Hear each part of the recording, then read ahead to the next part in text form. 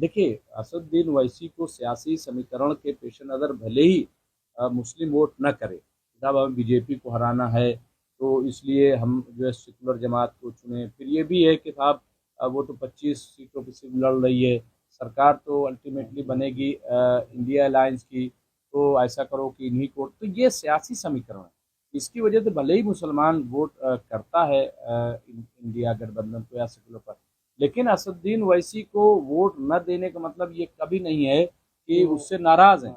90% लोग मुत्तफिक होते हैं, उसकी वजह 25 सीटों पे वो लड़ रहे हैं। हालांकि ये खबरें आ रही हैं कि शायद एक भी सीट पे न जीत पाए, लेकिन अभी एक जो हादसा ये हुआ कि जाने या अनजाने में, या जो भी आप कह लीजिए, वो ये कि तेजस्वी यादव ने उन्हें इंतहा पसंद कर हालत जो है इस वक्त, विकास पे कोई बात नहीं नहीं, नहीं कल दे दूं। माइग्रेशन है। आप देखिए वहाँ माइग्रेशन चल रहा है।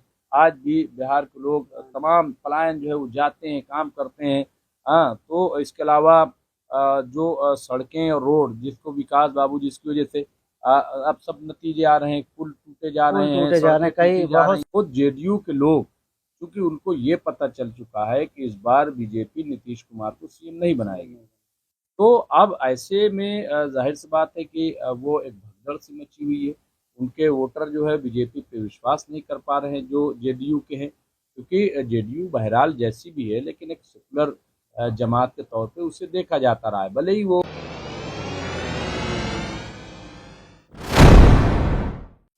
आदाब, मैं रजा रिजवी, मैं बात करूंगा डॉक्टर मुमताज आलम रिजवी से बिहार इलेक्शन पे। डॉक्टर रिजवी क्या कहेंगे बिहार इलेक्शन के बारे में, बताएं थोड़ा सा। देखिए मुझे लग रहा है कि बिहार इलेक्शन जो इस वक्त हो रहा है वो अपने शबाब पर है। वहाँ प्रचार चल रहा है ज़बरदस्त तरीके से। वहाँ बीजेपी के बड़े बड़े लीडरान वहाँ पहुँच रहे हैं। इसके अलावा कांग्रेस के बड़े लीडरान पहुँच रहे हैं। आरजेडी के लीडरान तो ऑलरेडी वहाँ पे हैं। तो और भी तमाम पार्टियों के, और हर जगह रैलियों का इस वक्त जो है तांता लगा हुआ है। तो जाहिर सी बात है, चुनाव है तो ये अच्छी बात है। डेमोक्रेसी का ये एक जश्न भी, पर्व भी इसको हम मानते हैं। और जैसा कि आपको पता है कि 6 नवंबर को पहली पोलिंग होगी और 11 नवंबर को दूसरी पोलिंग होगी, और 2 मरहलों में 243 सीटों के लिए ये चुनाव होने जा रहा है, और 14 नवंबर को रिजल्ट आएगा। देखिए इस बार इलेक्शन जो है वो बड़ा बीजेपी के लिए टफ है, बहुत ही मुश्किल है। और उसकी वजह ये है कि जो इनका गठबंधन है वो बहुत अच्छा करने नहीं जा रहा, और इंडिया अलायंस जो है उसकी काफ़ी हवा है। आप रैलियों से देख लीजिए, मीटिंगों से देख लीजिए। और मैं ये बात किसी पार्टी में, ना तो मेरा कोई ताल्लुक कांग्रेस से है, ना मेरा ताल्लुक जो है आरजेडी से है, और न किसी से है। मैं सिर्फ सिर्फ जो हवा है, जो वहाँ से खबरें आ रही हैं, और मैं खुद वहाँ पे जा कर के आया, तो वहाँ जो मैंने देखा है, मैं उसकी बुनियाद पे ये बात कह रहा हूँ कि वहाँ का चुनाव जो है इस बार, अब मुझे ऐसा लग रहा है कि जैसे 2015 में जो चुनाव हुआ था, 2015 में आप देखिए कि सुनामी थी मोदी जी, लेकिन उस वक्त आरजेडी, जेडीयू और कांग्रेस वो मुत्तहिद हो गए थे। बाकी और पार्टियां हैं वो एक प्लेटफॉर्म पे आ गए थे, महागठबंधन बना था, तो सुपड़ा साफ हो गया था बीजेपी का। इस बार ये जरूर है कि जेडीयू जो है वो साथ में नहीं है, लेकिन इस बार जेडीयू की हालत बड़ी खराब है। खुद जेडीयू के लोग, क्योंकि उनको ये पता चल चुका है कि इस बार बीजेपी नीतीश कुमार को सीएम नहीं बनाएगी, तो अब ऐसे में जाहिर सी बात है कि वो एक भगदड़ सी मची हुई है।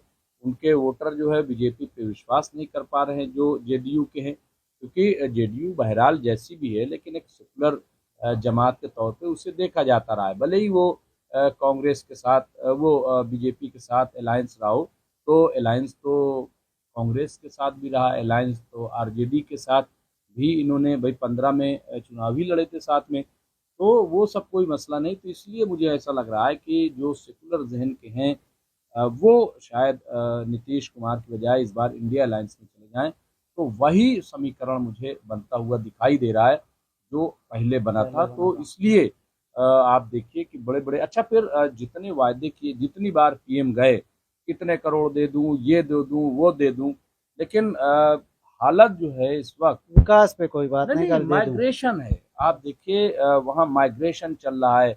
आज भी बिहार के लोग तमाम पलायन जो है वो जाते हैं, काम करते हैं।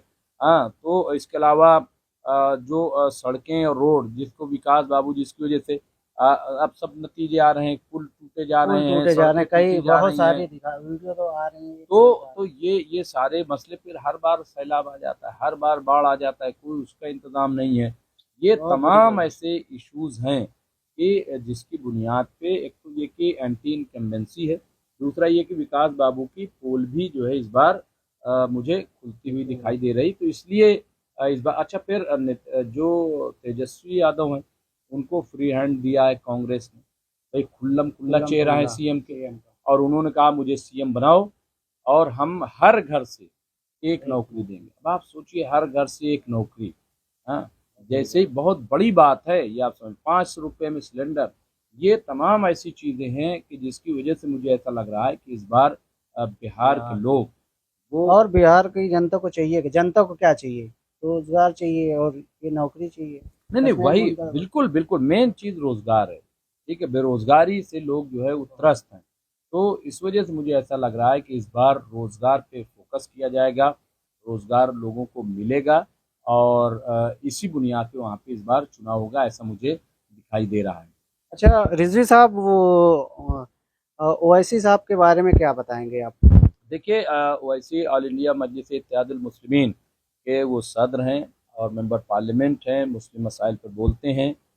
वो हैदराबाद बेस्ड पार्टी उसको कहा जाता है, लेकिन ऐसा नहीं, वो हर जगह चुनाव लड़ रहा है। और पिछली बार 2020 में हमने देखा कि 5 सीटों पर उन्होंने कब्जा किया, 5 मेंबराने असेंबली जो है जीत करके आए। वो बाद में ठीक है आरजेडी में चले गए, लेकिन 5 वो जीते थे। इस बार 25 सीटों पर वो लड़ रहे हैं। हालांकि ये खबरें आ रही हैं कि शायद एक भी सीट पे न जीत पाए। लेकिन अभी एक जो हादसा ये हुआ कि जाने या अनजाने में, या जो भी आप कह लीजिए, वो ये कि तेजस्वी यादव ने उन्हें इंतहा पसंद कह दिया, तो एक्सट्रीमिस्ट कह दिया। तो उससे बड़ी नाराज़गी मुसलमानों में आ गई कि देखिए, असदुद्दीन ओवैसी को सियासी समीकरण के पेश नज़र भले ही मुस्लिम वोट न करे, साहब हमें बीजेपी को हराना है तो इसलिए हम जो है सेकुलर जमात को चुने। फिर ये भी है कि साहब वो तो 25 सीटों पर सिर्फ लड़ रही है, सरकार तो अल्टीमेटली बनेगी इंडिया अलायंस की, तो ऐसा करो कि इन्हीं को। तो ये सियासी समीकरण है, इसकी वजह से भले ही मुसलमान वोट करता है इंडिया गठबंधन को या सेकुलर पर, लेकिन असदुद्दीन ओवैसी को वोट न देने का मतलब ये कभी नहीं है कि उससे नाराज हैं। 90% लोग मुत्तफिक होते हैं। उसकी वजह क्या है? एक तो ये कि असदुद्दीन ओवैसी पढ़े लिखे आदमी हैं और बाशरा हैं, सर पे टोपी, चेहरे पे दाढ़ी और जिस पे शेरवानी, और ज़बान जो है शाइस्ता जिस तरह से, और बहुत ही नपातुला, पार्लियामेंट से लेकर के हर जगह। हालांकि वो भी इल्ज़ाम लगाते हैं, ऐसा नहीं कि वो हमले नहीं करते हैं, वो भी हमले करते हैं और सियासत में होना चाहिए, लेकिन एक दायरा दायरा होना चाहिए। और जिस तरह की लैंग्वेज अब इस्तेमाल होने लगी है, ये बहुत ही शर्मनाक है। ये कम से कम जो बड़े बड़े पॉलिटिशियन हैं, भाई आप सोचिए कि आप लॉ मेकर बनने जा रहे हैं, लॉ मेकर, कानून साज बनने जा रहे हैं। अब कानून साज जो है वो अगर इस तरह की जबान इस्तेमाल करेगा, और जिसके कांधों पे पूरे समाज की जिम्मेदारी होती है, यानी उसी में से कोई जो है तालीम का वजीर बनेगा, उसी में से जो है कोई समाज का वजीर बनेगा। हाँ, तो इसलिए कम से कम जबान का सही इस्तेमाल होना चाहिए। तो खैर ओवैसी जो है वो चूंकि मुस्लिम मसाइल उठाते हैं, और क्यों उठाते हैं, अब जब वो मुस्लिम मसाइल उठाते हैं तो पता है लोग क्या कहते हैं, जो सेकुलर पार्टी है, चूंकि उन्हें डर रहता है कि मुस्लिम पोलराइज ना हो जाए, तो वो कहते हैं कि बीजेपी की बी टीम।